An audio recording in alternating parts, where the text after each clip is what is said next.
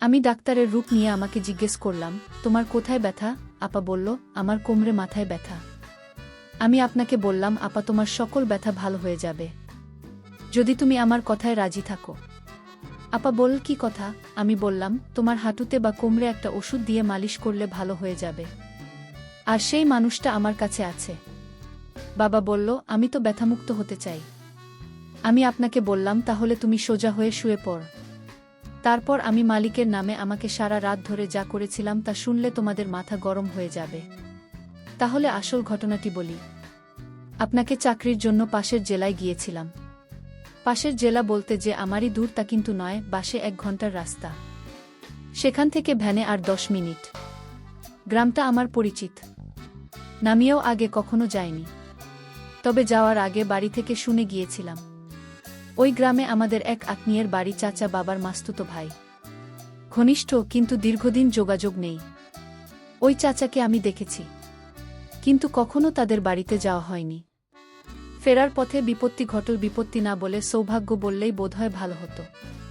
দুপুরের প্রচণ্ড রোদে ভ্যানে করে ফিরছিলাম। গ্রামের রাস্তা যদিও কাঁচা রাস্তা, ফাঁকা ফাঁকা বাড়ি পড়ছিল। কিন্তু বিধি বাম কিছু দূর আসার পর ভ্যানের চাকা পাংচার। চোখে সর্ষে ফুল দেখলাম। যদিও রাস্তার বেশি দূরে নয়, কিন্তু হাঁটা তো আমার পক্ষে সম্ভব নয়। ভ্যানওয়ালা বীর মুখে বলল, ভাইজান ভাড়া দেওয়া লাগবে না। ক্লান্ত ঘামে ভেজা মুখটা দেখে মায়া লাগল, ভাড়ার চেয়ে বেশি দিলাম। কিন্তু আমি এখন কি করি? গ্রামের প্রায় মাঝামাঝি কোনো দোকান ও আশপাশের চোখে পড়ছে না। ব্যান্ডওয়ালা এখনও দাঁড়িয়ে আছে। তাকে বললাম চলে যেতে। সে যেতে যেতে বলল অপেক্ষা করতে। ভ্যান অবশ্যই পাওয়া যাবে। আমি অপেক্ষা করতে লাগলাম ভ্যানের জন্য। কিন্তু কপালে থাকলে ঠেকায় কে? বেশ কিছুক্ষণ অপেক্ষা করে বিরক্তি ভরা মন নিয়ে আস্তে আস্তে হাঁটতে লাগলাম। বেশ অনেকক্ষণ ধরে হেঁটে চলেছি। টপ টপ করে ঘাম ঝরছে গা দিয়ে। গ্রামের প্রায় শেষ মাথায় এসে গেছে। কোনো ভ্যানওয়ালার দেখা হয়নি এখনো পর্যন্ত। তেষ্টায় ছাতি প্রায় ফেটে যাচ্ছে। আরও খানিকটা আসলাম। আর মাত্র 3টা বাড়ির সামনে। চৈত্রের দুপুরের প্রচণ্ড রোদ, মাটি যে গলছে। হাঁটতে পারছি না। যা থাকে কপালে পানি না খেলে টিকা যাবে না ভেবে একটু দাঁড়িয়ে বাড়ি 3টার দিকে তাকালাম। প্রথমটা পাঁচিল দিয়ে ঘেরা, পরেরটা কুডেঘর মতো, তারপরেরটা রাস্তা থেকে বেশ একটু দূরে। নতুন একটা বাড়ি, বাঁশের চটা দিয়ে ঘেরা। বড় বাড়িটায় যাওয়া উচিত হবে মনে করে আস্তে করে গেট ঠেলে ঢুকলাম। সবাই আমাকে দেখে, বাড়ির বাচ্চাসহ সবাই চমকে ওঠে। আমাকে দেখে উঠোনে এক পোড়া মাছ করছে। সামনে রান্নাঘরের বারান্দায় 3 সুন্দরী মহিলা রান্না করছে। বাড়িতে ছোট ছোট বাচ্চা ভর্তি। গ্রামের পরিবেশের সাথে একটু শহরের ফ্যাশন। অত্যন্ত সুন্দরী মহিলাগুলো। যদিও বয়স হয়েছে, কিন্তু এখনও লাবণ্যময়। খোকা কাউকে খুঁজছো? প্রশ্নের সম্বিত ফিরে পেলাম যে একটু পানি খাও। একজন বড় উঠে আস। সামনের টিউবওয়েল থেকে পানি আনা। ইতিমধ্যে বাড়ির ছেলেরা বুঝতে পেরেছে বাড়িতে কেউ এসেছে। একটা চেয়ার পেয়ে গেলাম। জীবনটা আবার পানি পেয়ে সতেজ হয়ে উঠেছে। মাছ করতে করতে মহিলা জিজ্ঞাসা করলেন, বাড়ি কোথায়? কিছু বললাম না। কোনো আগ্রহ দেখলাম না। এবার উঠতে হবে ভেবে উঠে দাঁড়ালাম। ও কি খোকা, উঠছে কেন? দুপুরবেলা বাড়িতে মেহমান আসলে না খেয়ে যেতে নেই। এটাই আসলে বাঙালিদের প্রধান ঐতিহ্য। বাড়িতে মেহমান আসলে তাকে সমাদর করা, আপ্যায়ন করা। না, তার দরকার নেই। বললাম বটে, কিন্তু কেন জানেন কি তা নয়। মহিলার দেবীর মতো চেহারায় আমাকে অনেকটা আটকা পড়ে গেলাম। বাড়ির ছেলেদেরকে তার মা বললেন আমাকে বাড়ির ভিতরে নিয়ে যেতে। বাধ্য হয়ে গেলাম। বেশিক্ষণ অপেক্ষা করতে হলো না। 10 মিনিটের মধ্যেই ভাব চলে আসবে। এতক্ষণে একা বসে বোর ফিল করছিলাম। কিন্তু যেই তাকে দেখলাম, ক্লান্তি আর বর যেন এক নিমেষে উধাও হয়ে গেল। খুব সুন্দর দেখাচ্ছে তাকে। বোধ হয় মুখে কিছু ক্রিম মেখে এসেছে।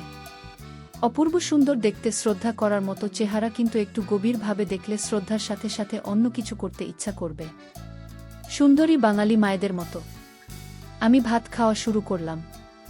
তোমাদের ওখানে আমার এক দেওরের বাড়ি আছে। কথা শুনে আবার তাকালাম। নাম কি? আমার প্রশ্নের উত্তর দিতে দিতে তরকারি এগিয়ে দিচ্ছিলেন তিনি। নামটা শুনে চমকে উঠলাম। আমার বাবার নাম বললেন। আমি কিছুই বললাম না, কিছুই চুপচাপ শুনতে লাগলাম। চিনি কি না জিজ্ঞাসা করুন? হ্যাঁ বোধক মাথা নাড়ালাম। পাঠকরা বিরক্ত হচ্ছেন, বোধহয় বিরক্ত করার জন্য দুঃখিত। হঠাৎ করে পাওয়া এই আত্মীয় বাড়ি আরাত নিজের পরিচয় দেওয়ার কারণ শুধু একটাই, তার মেয়ের চেহারা অনেক সুন্দর। যাই হোক, কিছুক্ষণ পরে চাচাও বাড়িতে আসলেন। খাওয়া দাওয়া শেষে বিশ্রাম। কিন্তু যেহেতু আমার সময় কম, তাই চাচ্ছি আমাকে তার খাওয়া বন্ধ রেখে এগিয়ে দিতে আসেন। ওই সামনের বাড়িটা তোমার বর, আপনাদের ইতিমধ্যে জেনে গেছি। আমার এই চাচির 4 ছেলে আর 2 মেয়ে, বড় মেয়ে তার বাড়িটা। চল দেখা করে আসি। কোন ছোটবেলায় তোমাকে দেখেছে, চাচির সাথে থাকতে কেমন যেন মা অনুভব করছিলাম। পৌঁছে গেলাম চাচির অল্পবয়সী ঘরে। অপরূপ সুন্দর এক মেয়ে। কোনো ছোটবেলায় তাকে দেখেছি। আসিস না কেন ভাই? আমরা তো পর আগে চাচা মাঝে মধ্যে আসতো, এখন তাও আসে না। রক্তের সম্পর্ক কি ভোলা যায়? এক নাগাড়ে বলে চলেছে আপা। আমাকে পেয়ে যেন তার কথা ফুরাচ্ছে না। তখন দেখতে এসেছে। বছর 20-এর এক ছেলে বেরিয়ে আসে ঘর থেকে। পরিচয় হল আপার ছেলে। ছোট না, 7 বছরের আরও একটা ছেলে আছে, তাকে দেখলাম না। শুনলাম স্কুলে গেছে। আরও অনেক কিছু শুনলাম। চাচি ইতিমধ্যে চলে গেছে, সেজন্য বোধহয় তাদের প্রতি আমার মা সবসময় বেশি। আর এমন মেয়ে দেখলেই জীবনের একটা কঠিন সিদ্ধান্ত নিলাম। আমার একটা কিছু করতে হবে। আমি তো লোভ সামলাতে পারছি না। বাস্তব উদাহরণ আমার সামনে। আবার ভাত খেতে হলো। পেট ভরা, কিন্তু এমন সুন্দর কেউ বেঁধেছে ভাবতে বেশি করে ভাত খেলাম। খাবারটা অনেক স্বাদ ছিল। যেমন সুন্দর তেমন তার হাতে রান্না করা খাবার। অনেকে গল্প শুনলাম ছোটবেলায় আমি কেমন ছিলাম, আমার কাছ থেকে যেতে চাইতাম না, ইত্যাদি ইত্যাদি। তবে সবচেয়ে মনোমুগ্ধকর যে কথা শুনলাম সেটা হলো আপনার বয়স যখন 14, তখন তার বিয়ে হয়েছিল। পরের বছর ছেলে। তারপর এটা অনেক আসার পর দুলাভাই বিদেশ গেছে। 2 বছর আগে একবার বাড়িও এসেছিল, কিন্তু 1 মাসের বেশি থাকতে পারেনি। বড় ছেলেটা বিদেশ ছিল, কিন্তু কি কারণে যেন বাড়িতে চলে এসেছে 3 মাস পরে। আবার যাবে। সমস্যা হচ্ছে তাই নিয়ে আমার কোনো যোগাযোগ আছে কিনা দালালদের সাথে, ইত্যাদি ইত্যাদি। কথা যেন শেষ হয় না আবার। কিন্তু আমার মনে তখন বইছে অন্য ঝড়। এত সুন্দরী মহিলার স্বামী আজ 7 বছর বিদেশে। উনি একা একা কিভাবে সময় পার করে ভাবতে লাগলাম। আপা বলতে লাগলেন। তারপরে আবার ছেলে নিয়ে বিপদে আছে, সহজ টার্গেট। কিন্তু কিছুক্ষণ পরেই আমার ভুল ভাঙে। মেয়েদের চোখ জহুরির চোখ। আমি তার ছোট ভাই, যে আমাকে ছোটবেলায় অনেক সময় সাথে নিয়ে ঘুরেছে। ভালোবাসা, আদর, স্নেহের অভাব তার কাছে আমার জন্য নেই। চাচার বাড়িতে না থাকতে চাইলেও বোনের বাড়ি থেকে খুব সহজে বের হতে পারলাম না। বোনের পেতে দেওয়া বিছানায় বিশ্রাম নিতে হলো। বোন আমার বাইরের কাজ গুছিয়ে এসে বসল আমার মাথার কাছে। আমার সাথে ছোটবেলার গল্প করতে লাগল। আমার মা, আমি ও আমার পাশে এসে এভাবে গল্প করত। অনেক অনেক দিন দেখিনি তাকে। হঠাৎ যেন সেই মামির কথা মনে পড়ে গেল। দীর্ঘদিনের অভিজ্ঞতায় জানি কিভাবে মেয়েদেরকে পড়াতে হয় সহজ তরিকা, তাদের চেহারা আর সৌন্দর্যের প্রশংসা করা। সেটাই করছিলাম। বোন হঠাৎ বাইরে গেল। ছেলের গলার আওয়াজ পেয়ে। ভাগ্নে আমার খুব ভালো, সে বাইরে যাবে। 2 ভাই বোন একা হয়ে গেলাম। দেখ ভাই, আমাকে প্রশংসা করতে হবে না। তোর দুলাভাই আজ 7 বছর বিদেশ। অনেকে আমাকে চেষ্টা করেছে, কিন্তু সুযোগ কেউ পায়নি। তুই ভাই হয়ে বোনের দিকে। আপা, আমি কিন্তু খারাপভাবে বলেনি। আপনি আসলে সুন্দর। না রে ভাই, এখন আর সুন্দর কই, আগে তো দেখিনি। দেখলেও তোর মনে নেই। এখন গায়ের রং পুড়ে গেছে, বুড়ো হয়ে গেছে। বুঝলাম অনেকে চেষ্টা করেও আমি ব্যর্থ হচ্ছি না। অসৎ কেবল কাজ শুরু করেছে। তবে সময় দিতে হবে, ধীরে ধীরে আগাতে হবে। তৈরি করলে সব হারাতে হবে। অনেকক্ষণ থাকলাম, বিভিন্ন কথা বললাম, শুনলাম। আসার সময় অন্যায় আবদারটা করে বসলাম। এগিয়ে দিতে এসে তার ছেলের ব্যবস্থা করার কথা আর বলো না। চিন্তায় পড়ে গেলাম। আমাকে কি খারাপ ভাবে? কাজের চাপে 2 দিন মনে ছিল না তার কথা। আসার সময় মোবাইল নাম্বার নিয়ে এসেছিলাম। হঠাৎ সন্ধ্যায় রিং বেজে উঠল। ভাই কেমন আছো? বোনের কথা এত তাড়াতাড়ি ভুলে গেলে? যথারীতি বোন বাড়িতে একা, কিন্তু যে অভাব নেই বুঝলাম তার কথাবার্তায়। আমাকে বসতে দিল, কিন্তু বারান্দায়। এমন জায়গায় কিছু করা যাবে না। কৌশল খুঁজতে লাগলাম। বেশ কিছুক্ষণ কথা হলো বড় ছেলে নিয়ে। তারপরে আসল কৌশল প্রয়োগ করতে গেলাম। অধিকাংশ মেয়েদের কিছু কমন রোগ থাকে, মাজায় ব্যথা, মাথা ঘোরা, চোখে ঝাপসা দেখা ইত্যাদি ইত্যাদি। ঘরে যাওয়ার সুযোগ পাচ্ছি না। আমি বারান্দায় চেয়ারে বসা, আর বোন দাঁড়িয়ে দাঁড়িয়ে আমার সাথে কথা বলছে। আপনার প্রেসার কেমন আপা? শরীর তো খারাপ মনে হচ্ছে। আর বলো না ভাই, প্রেসার ঠিক আছে, কিন্তু মাঝে মধ্যে মাথা ঘোরে, বেশিক্ষণ দাঁড়িয়ে থাকতে পারি না, মাজায় ব্যথা হয়। আমি এখন চিন্তা করতে শুরু করলাম, কোথায় ব্যথা দেখান তো, এই ব্যথা কোনো সমস্যা নাকি এখন এক ধরনের মালিশ পাওয়া যায়, ইত্যাদি ইত্যাদি। না থাক, দেখতে হবে না, ডাক্তার দেখাচ্ছি। আরে আপা, আপনি আমার কাছে লজ্জা করছেন। আবারও কিন্তু পুষে রাখতে নেই, এমনি আপনার অল্প বয়সে বাচ্চা হয়েছে। এ সমস্ত উপসর্গে পরে কিন্তু বড় রোগ হয়ে যেতে পারে। আরও দুলাভাই বাড়িতে নেই, এখন যদি আপনার একটা বড় রোগ হয়ে যায় তাহলে আপনার কি হবে ভেবে দেখেছেন আপা? ঘরে চলেন, দেখি কোথায় সমস্যা।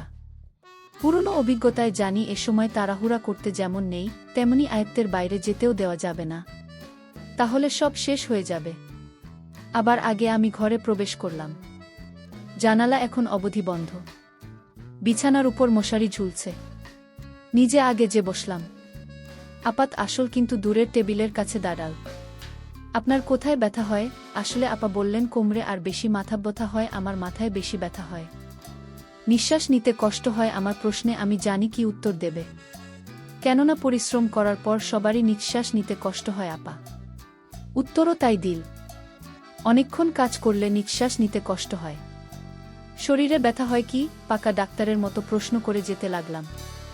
না হালকা হয় বোধহয় বাম পাশের, না ডান পাশে, মাঝে মাঝে হয় বাম পাশে। এর আগে কোনো চিকিৎসা নিয়েছেন আপা? না, আমি এর আগে কোনো চিকিৎসা নেই, কারণ বাড়ির নানান কাজে আমার সারাক্ষণ পড়ে থাকতে হয়, আর তাই সুযোগ পেলাম কোথায় ডাক্তারের কাছে যাওয়ার। আপা তুমি চিন্তা করো না, আমি ডাক্তারি পড়ালেখা করেছি। আমি প্রতিদিন একটা প্রাইভেট ক্লিনিকে রোগী দেখি। তারপর বোন বলল, তুই এত বড় ডাক্তার হয়ে গেছিস, সেটা তো আমি জানতাম না, আজ জানলাম। আমি বোনকে বললাম, তোমার যত সমস্যা আছে আমার কাছে বল, আমি সমাধান করব। তোমার কি শুধু মাথা ব্যথা? হুম। তুমি তো মিথ্যা কথা বলছেন আমার সাথে, আপনার তো হাঁটুতে ব্যথা হয় না? হয়, নিঃশ্বাস নিতেও কষ্ট হয়। আসছেন তো বসেন এখানে। আমি তাকে বললাম, নিঃশ্বাস নিত জোরে। আপা নিঃশ্বাস নিতে লাগলেন। আমি বললাম, আপা আপনার হাঁটুতে ব্যথা কতদিন ধরে? আপু বলল, অনেক দিন ধরে হাঁটুতে ব্যথা। আমি বললাম, আপা আমি আপনাকে একটা মালিশ দিব, সেই মালিশ যদি হাঁটুতে ব্যবহার করেন তাহলে ব্যথা দ্রুত ভালো হয়ে যাবে। আপা বল, দেখ ভাই, আমি কোনো কাজ ঠিকমতো করতে পারি না, একটু বাড়ির কাজ করলে আমার হাঁটুতে ব্যথা শুরু হয়ে যায়, আবার নিঃশ্বাস নিতে কষ্ট হয়। আমি আপনাকে বললাম, আপনি চাইলে এই রোগ থেকে মুক্তি পেতে পারেন। আমি বললাম, কিভাবে ভাই? আপনি শুধু আমি যা বলবো তাই করবেন, তাহলে আপনার শরীর থেকে সমস্ত ব্যথা সরে যাবে, আপনি আগের মতো ভালো করে ঘরের সমস্ত কাজ করতে পারবেন, আর আপনার নিঃশ্বাস নিতে কষ্ট হবে না। আমি ভাইয়ের কথা শুনে অনেকটা সাহস পেলাম। আমার পাশে এত বড় ডাক্তার থাকতে আমি তাকে কি হাতছাড়া করতে পারি? আমি বললাম, ভাই আমার এখন কি করতে হবে সেটা বল। আমি বললাম, আপনার হাঁটুর জয়েন্টে যে ব্যথা সেটা সরাতে গেলে আমি একটা ওষুধ দিব, সেটা দিয়ে প্রতিদিন ভালো করে মালিশ করতে হবে, তাহলে ব্যথা সরে যাবে। আমি বললাম, তাহলে ভাই দাও সেই ওষুধ, আমি মালিশ করে নেব। ভাই বলল, তুমি নিজে তা পারবে না, আমি একদিন দেখিয়ে দেব, তারপর অন্য কাউকে দিয়ে মালিশ করলে ব্যথা কমে যাবে। ঠিক আছে ভাই, তাহলে তুমিও সেটা দিয়ে মালিশ করে দেখিয়ে দাও, আমি পরে বুঝে নেব। আমি মনে মনে ভাবলাম, আপা এইমাত্র লাইনে আসছে, আসলে আপনার সত্যি হাঁটুতে ব্যথা ছিল। আমি বললাম, আপু আজ তোমার বাড়িতে রাতে কে কে থাকবে? আপা বলল, কে আর থাকবে, আমি, আমার ছেলে, আর কেউ তো নাই। আমি বললাম, তাহলে আপনি আজ একটা রুমে ঘুমাবেন। বাবা বলল, কেন? আমি বললাম, আপনার জন্য আমি মালিশ নিয়ে আসব। তাই ঠিক আছে, আমি তোমার জন্য অপেক্ষা করছি। আমি আপনাকে বললাম, আপা আমি ফার্মেসি থেকে আপনার জন্য বালিশটা কিনে নিয়ে আসছি। আপা বলল, তুমি আমার জন্য এত কিছু করছো? আমি বললাম, ভাই তার বোনের জন্য এটুকু করতে পারবে না। আমি মনে মনে চিন্তা করতে লাগলাম, এতদিনের স্বপ্ন আজ আমার পূরণ হতে চলেছে। আমি বাজার থেকে আপনার বাসায় আসলাম। বাবা বলল, তোমার জন্য আজ ভালো কিছু রান্না করেছি, আসো খেয়ে নাও। তারপর রাতের খাবার খেয়ে আমি বললাম, আপা তুমি এবার রুমে যাও, আমি আসছি। আপাত রুমে গেল। আমি তার রুমে গিয়ে দরজা বন্ধ করে দিলাম। তারপর আপনাকে বললাম, আপা আমি এবার তোমার চিকিৎসা শুরু করতে পারি। আপা বলল, না, আমি তোমার লক্ষণ বুঝতে পেরেছি। আমি এইমাত্র চাচা আমার কাছে ফোন দিচ্ছিল। আমি চাচাকে বললাম তোমার ছেলে নাকি ডাক্তার হয়ে গেছে। চাচা বলল, আরে কি বলো তো, ম্যাট্রিক পাশ করেনি, তাহলে ও কি করে ডাকতে হবে? ওরে সব ভণ্ডামি ছাড়া আর কিছুই নয়। ওর কথা তুমি বিশ্বাস করো না। আমি বললাম, আপা আসলে আমি চুক্তি আর একটা কথাও বলবি না। তোর মতো মিথ্যাবাদীকে আমি কিছুতেই পছন্দ করি না। তুই এখন বের হয়ে যা। আমি তোকে অনেক বিশ্বাস করেছি, আর সেই বিশ্বাসের সুযোগ নিয়ে তুই আমার সাথে ভাবতেই পারছি না। চলে যা আমার ঘর থেকে, তোর এই মুখ আর আমি দেখতে চাই না। আমি বাধ্য হয়ে আবার রুম থেকে বের হয়ে চলে আসলাম। আমার স্বপ্ন আর পূরণ হলো না। প্রিয় বন্ধুরা, গল্পটি ভালো লাগলে অবশ্যই কমেন্ট করে জানাবেন। আর নিয়মিত এমন আলাদা স্বাদের গল্প শুনতে ভিডিওটিতে লাইক এবং চ্যানেলটিকে সাবস্ক্রাইব করে সাথেই থাকুন। আর হ্যাঁ, নোটিফিকেশন বেলটি অল করে রাখবেন, যাতে পরবর্তী গল্প সবার প্রথমে আপনাদের কাছে পৌঁছে যায়। ধন্যবাদ বন্ধুরা, ধন্যবাদ সবাইকে।